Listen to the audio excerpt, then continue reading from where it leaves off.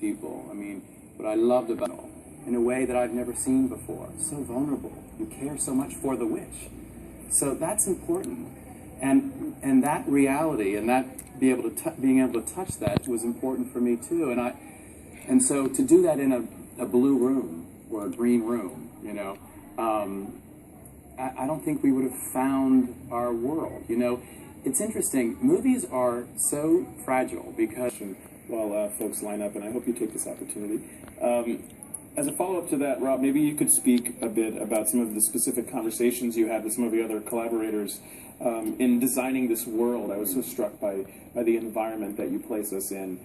Maybe can you talk about, you know, whether it's the costumes or the production design or some of the other things that we're seeing as you're trying to design this space which you're presenting the story in. Well, I mean, for me, one of the beautiful things about this piece, and James, this is your extraordinary work with Steve, is that it is seamless. It moves in and out of dialogue, into song, back into dialogue, all through. It is this beautiful fluid piece, and that fluidity must happen everywhere, in the clothes, in the design, all of it, and in the camera movement. I mean, the whole opening number was 16 minutes. Hear what they say about the script, and we talk about the clothes. It all connects, and I think that's what makes it a sort of a whole. And it's and it was, you know, this presentation of Into the Woods, how it is that you came up with the visual style, the color.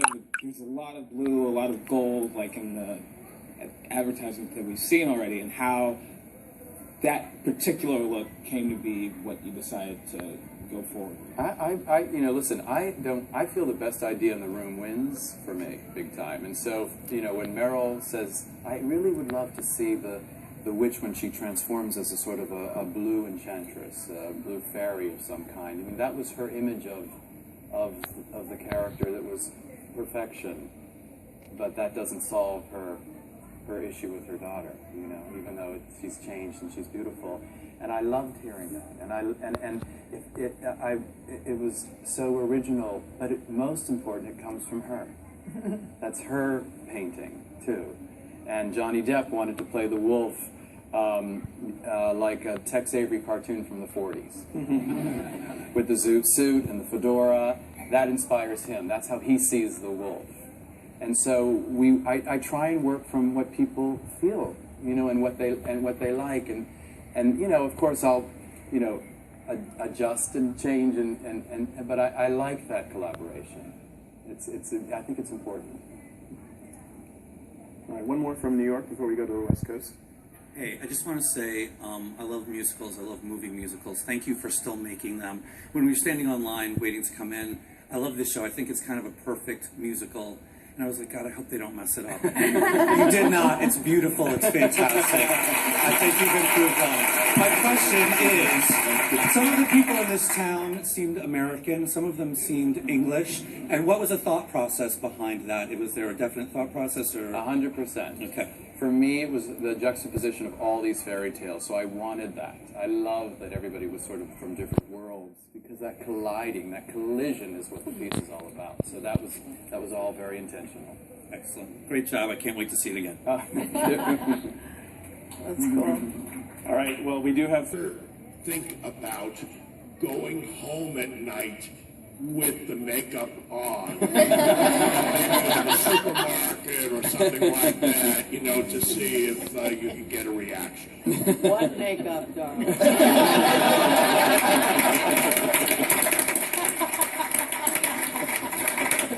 That's the point.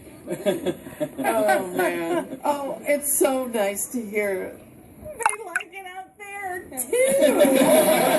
It's really nice. It's really great. Oh, did I ever think about... Well, I was away from my family, and we were living in the most improbable place, weren't we? It was incredible, right outside of London in Richmond Park. And in Richmond Park, because we were there the whole time, so for 4 months, from a month of rehearsal and recording, and then 3 months of shooting. But I wasn't called much at all, and so I walked in Richmond Park every day. And I remember the first time I saw the set, I thought, trees are too big. I mean, the tree was 70, and I thought, you know.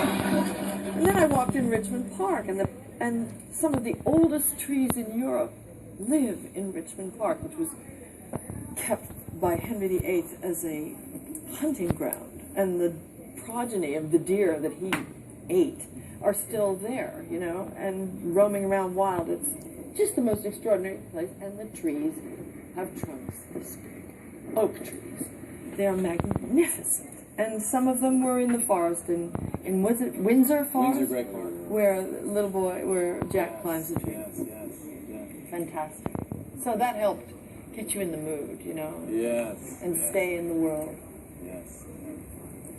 Okay, so now we're taking questions from the online world, and we're taking our first question from Tumblr. We can see it here on the monitor, and the person's name is Anna Cinderellas, so clearly she But has it's a question for everyone, so... Good. Thank you for writing this question, Anna. Caught! So, Anna Cinderella says, "Hi guys, this question is for everyone. What was the funniest or most memorable moment on set, other than working with this guy?" Who wants to offer a funny moment? The thing I really remember was we did a long rehearsal time. We did like a month rehearsals just in an empty rehearsal space with, like, you know, wooden trees and cardboard boxes as rocks and stuff. And for a while, you really didn't feel like we were making a film. It felt like we were, you know, a regional touring company about we just so happened to have this incredible cast, but we were going to take this on the road. But like day two, we were rehearsing in this mock-up bakery, the witch's entrance into the bakery and the witch's rap. And Meryl's doing this thing. She's got this dress, she's got this rehearsal dress on, and it's like a star, like a big walking stick thing. And we're just playing around with it, and she's doing, you know, green, and she's jumping all over. She's offensive, like, I'm sorry. she's leaping on stuff and jumping up on things and coming up and getting in your face and all sorts of this. And she leaps up onto the table. Day 2, 11 a.m. Leaps, vaults, if you will, onto this table, catches her shoe in the dress, and starts to fall back, the table's this high, fall back head first towards this stone floor, and time slowed down, and I thought, I'm about to watch Meryl Streep die. It's happening. I wish I could say I didn't consider my own career in this and think this film's going to go down shit. Rob Marshall freezes and is going, oh my God, Meryl Streep's going to die. The person who stepped in and saved her life that day was not the two men in the room, was the pregnant woman. Leaps forward, catches Meryl Streep. Me and Rob are just like,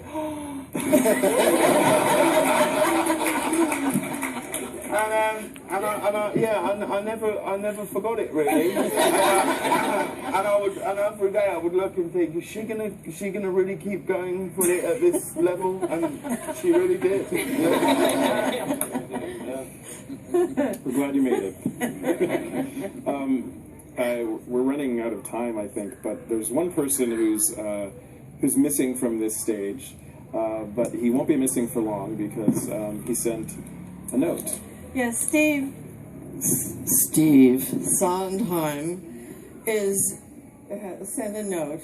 He said, I'm sorry not to be there with all of you to celebrate Into the Woods, but I've been laid low by a virus. However, James Lapine, my good friend and collaborator for 30 years, with whom I wrote the show, is present to help convey the pride we feel in the movie that the Disney studio has made of it. As has been demonstrated time and time again, stage shows are notoriously difficult to bring, well, he wrote being, but to bring. I'm correcting. I think I've done it all through the whole film. She does everything. He doesn't use He'll take it. He's not so good with the word, but he's a good imagination. Maybe you want that. Notoriously difficult to bring to the screen satisfactorily because stage and screen are such totally different mediums. Well, media. Okay. Again. Everybody, it's not a virus. No excuse. And probably, so he had a staff member. Right.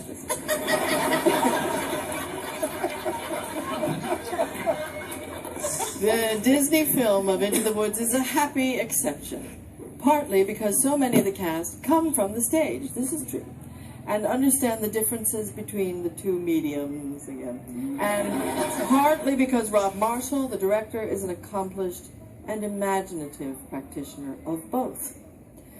Another reason, I have to add blushingly, is that James and I were closely involved in the making of the movie all along the way, from conception to refinement. It was an exhilarating and exciting experience, which I think is reflected in the final result. I hope you'll agree.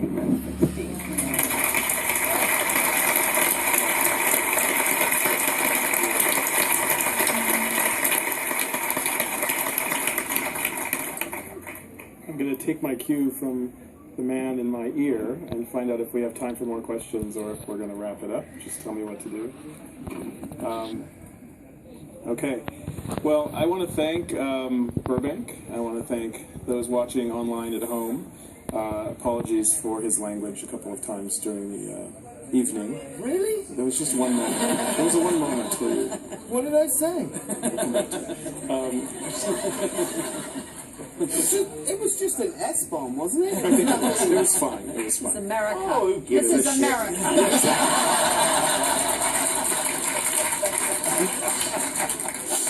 You can say it at 1 in the morning in the future. Wait till 1 in the morning, Mr. Gordon. This has been, for all of us here in New York, in all seriousness, it's been a really nice evening. This is a terrific new movie. Thank you all for being here. Have a great night.